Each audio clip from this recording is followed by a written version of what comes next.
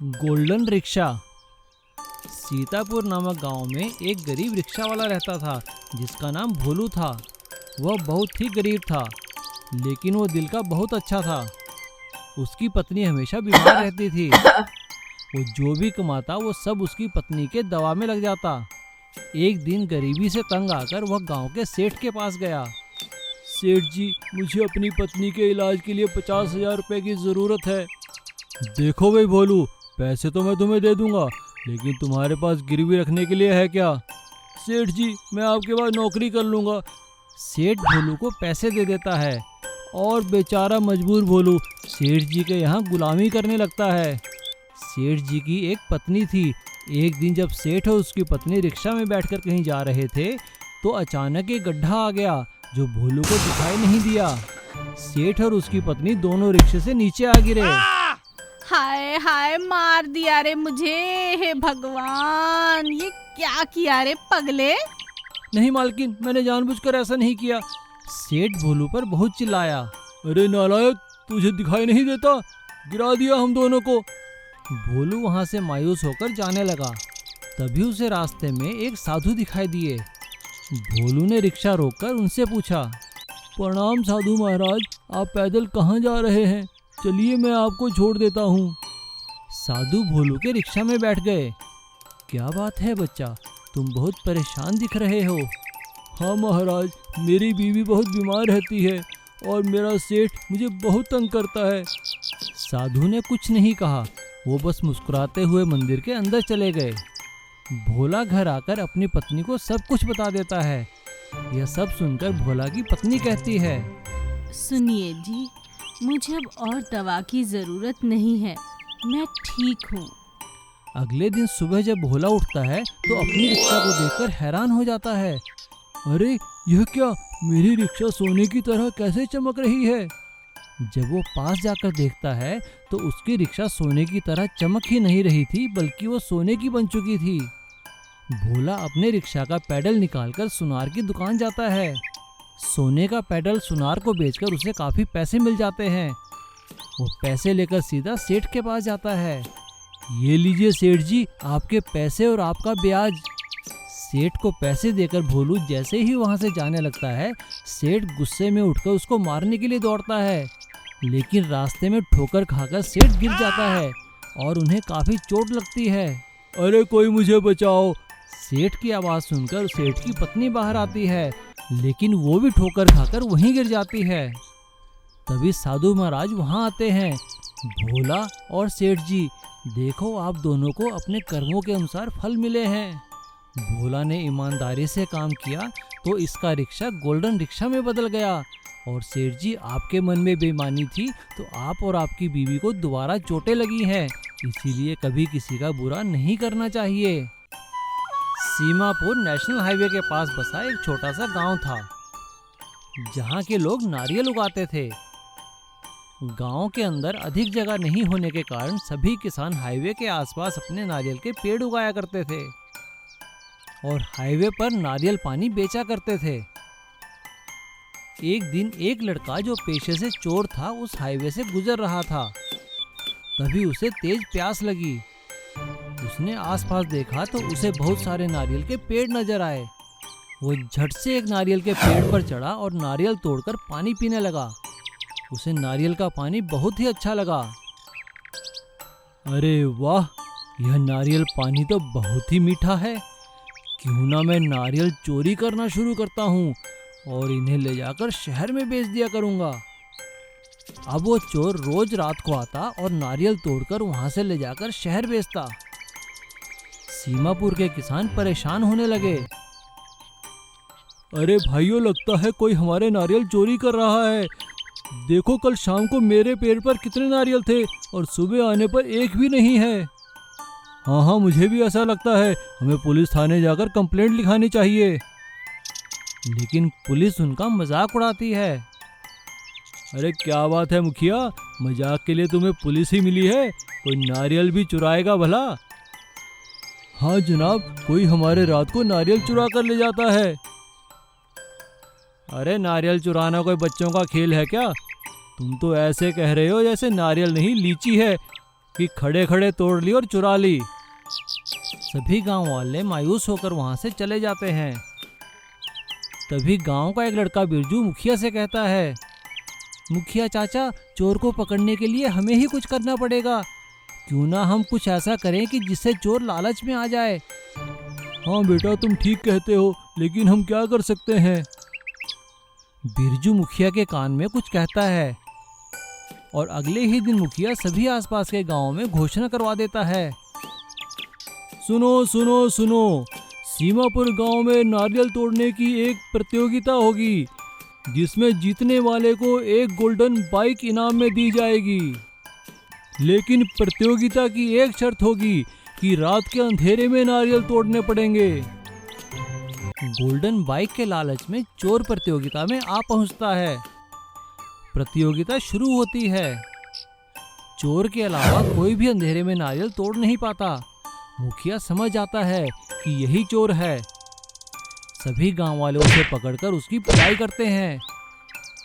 मार खाने के बाद चोर अपना अपराध कबूल कर लेता है और इस तरह गोल्डन बाइक के लालच में गांव का चोर पकड़ा जाता है और गांव वालों के नारियल बच जाते हैं। मुखिया और गांव वाले खुश होकर गोल्डन बाइक को इनाम में दे देते हैं। हवाई रिक्शा। कई साल पहले एक गांव में गिरधारी नाम का एक व्यक्ति रहता था। वो रिक्शा चलाता था। उसका एक पोता था बंटी। बंटी के माता पिता बचपन में ही गुजर गए थे। बंटी को उसके दादाजी ने ही पाला था। एक दिन गिरधारी लाल अपने रिक्शा के पास जाते जाते गिर जाता है। बंटी भागकर अपने दादाजी को उठाता है। अरे दादाजी, उठिए, क्या हुआ आपको? अरे कुछ नहीं बेटा, बस थोड़ी सी कमजोरी है, ठीक हो जाऊंगा। बंटी भागकर वैद्य जी को बुलाकर लाता है। वैद्य जी गिरधारी लाल का चेकअप करते हैं और उन्हें दवाई देते हैं, लेकिन वह बंटी को एक कोने में ले जाकर अकेले में बोलते हैं, देखो बंटी, मैंने अभी तुम्हारे दादाजी का इलाज कर दिया है, लेकिन बेटा मुझे लगता है शायद उन्हें कैंसर है, तुम्हें उनका ध्यान रखना होगा। बंटी के दादाजी ने बंटी से पूछा, क्या बात है बेटा बंटी, क्या कहा वैद्य जी ने? अरे कुछ नहीं दादाजी, आप बिल्कुल ठीक है, मामूली सा बुखार है, आप 2-4 दिन में ठीक हो जाएंगे। और आप रिक्शा की बिल्कुल फिक्र ना करें, मैं अब इतना बड़ा तो हो गया हूँ कि रिक्शा चला सकता हूँ। अगले ही दिन से बंटी रिक्शा चलाने लगा, लेकिन बंटी की उम्र देखकर उसके रिक्शा में कम लोग बैठते थे। वह दिन भर मेहनत करता और रात में दादाजी की सेवा करता। काफ़ी दिन बीत गए, लेकिन दादाजी ठीक नहीं हुए। एक दिन बंटी गर्मी के मारे परेशान होकर एक पेड़ के नीचे बैठा। तभी वहां से एक साधु गुजरे। क्या बात है बेटा, तुम परेशान क्यों हो? बंटी ने उनको अपनी दादाजी की बीमारी और अपने घर के सारे हालात बताए। यह सुनकर साधु महाराज ने बंटी से कहा, तुम बिल्कुल चिंता मत करो बेटा और हिम्मत से काम लो। मैं तुम्हें हिमालय में एक ऐसी जगह बताऊंगा जहां से तुम संजीवनी बूटी ला सको और उसे तुम अपने दादाजी को खिलाना, तुम्हारे दादाजी बिल्कुल ठीक हो जाएंगे। लेकिन महाराज, मैं हिमालय तक जाऊंगा कैसे? मेरे पास तो कोई गाड़ी भी नहीं है इस रिक्शा के अलावा। बेटा, यह रिक्शा ही तुम्हें वहां लेकर जाएगा। मैं तुम्हें एक ऐसा मंत्र दूंगा जिसे तुम रिक्शा पे बैठकर बोलोगे तो तुम्हारा रिक्शा उड़ने लगेगा और तुम जहाँ चाहो इसे ले जा सकते हो। साधु महाराज बंटी के कान में वो मंत्र बोलते हैं।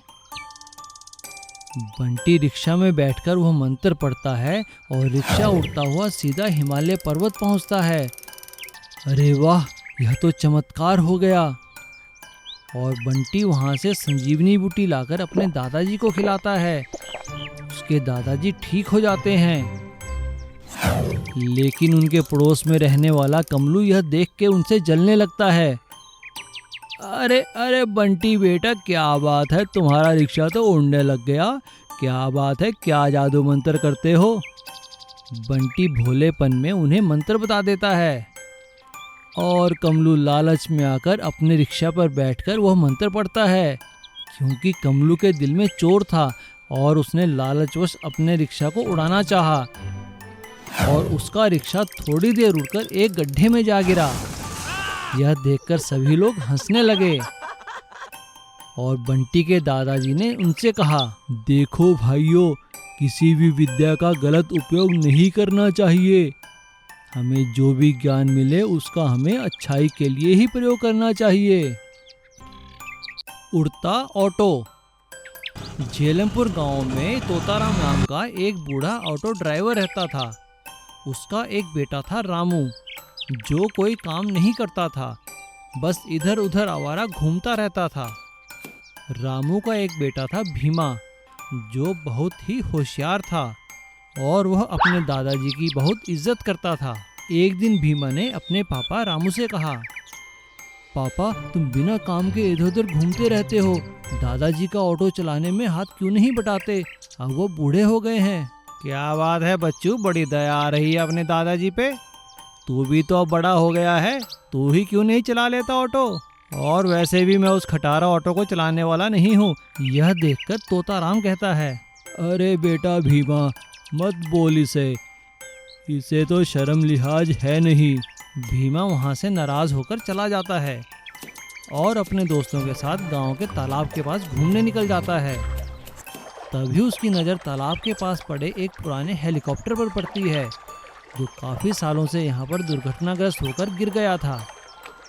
हेलीकॉप्टर को देखकर उसके मन में एक सुझाव आता है। वह अपने मैकेनिक दोस्त कालू को लेकर वहाँ आता है और उससे कहता है, कालू, हेलीकॉप्टर को देखकर मेरे मन में एक सुझाव आया है। क्यों ना इसका इंजन और इसके पंख हम अपने ऑटो में जोड़ लें? क्या ऐसा हो सकता है? हाँ भीमा, विचार तो अच्छा है, चलो ऐसा कर देखते हैं, हो सकता है ऑटो उठने लग जाए। अगले ही दिन से भीमा और कालू इस काम में लग जाते हैं और 3-4 दिन की मेहनत के बाद वो दोनों ऑटो में हेलीकॉप्टर का इंजन और पंख जोड़ देते हैं, जिससे उनका ऑटो उठने लगता है। अरे वाह कालू, हमारी मेहनत सफल हुई, देखो ऑटो उड़ रहा है, चलो इसे उड़ाकर अपने घर ले चलते हैं। हाँ भीमा, मैं भी बहुत खुश हूँ। भीमा ऑटो को उड़ाकर सीधा अपने घर के आंगन में उतार देता है और अपने दादाजी से कहता है, दादाजी यह लीजिए मेरी तरफ से आपको तोहफा। अब आपको ऑटो चलाने की कोई ज़रूरत नहीं है, अब तो आप ऑटो उड़ा सकते हो। उड़ते हुए ऑटो को देखकर तोताराम कहता है, अरे वाह भीमा बेटा, मुझे तुम पर गर्व है। एक ये है तुम्हारा बाप निकम्मा रामू, जिसने सारी उम्र कुछ नहीं किया। एक तुम हो जिसने मेरा सिर गर्व से ऊंचा कर दिया है। उड़न ऑटो से 2 फायदे होंगे, एक तो पेट्रोल की बचत होगी और दूसरे लोग जहाँ चाहे वहाँ जा सकेंगे।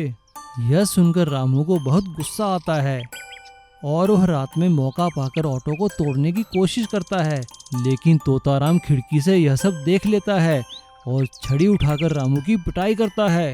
अरे बेशरम, कुछ तो शर्म कर, तूने तो सारी उम्र कुछ किया नहीं, अब अपने बेटे के प्रयोग को तोड़ना चाहता है, उसकी मेहनत को असफल करना चाहता है। शोर सुनकर सभी लोग वहाँ इकट्ठे हो जाते हैं और रामू शर्म के मारे पानी पानी हो जाता है और वो कसम खाता है कि आइंदा कभी ऐसा काम नहीं करेगा और मेहनत करके अपना घर चलाएगा। इधर भीमा और कालू के उड़न ऑटो की खबर सुनकर गांव के मुखिया वहां पहुंचते हैं और उनकी प्रशंसा करते हैं। भीमा, कालू, तुम दोनों ने हमारे गांव का नाम ऊंचा किया है। हमने तुम्हारे इस प्रयोग की खबर शहर के बड़े ऑफिसर्स को दी है, वो भी तुम्हें इनाम देने के लिए इच्छुक हैं। और इस तरह झेलमपुर गांव को भीमा के उड़ते ऑटो वाले गांव के नाम से जाना जाता है। Please subscribe.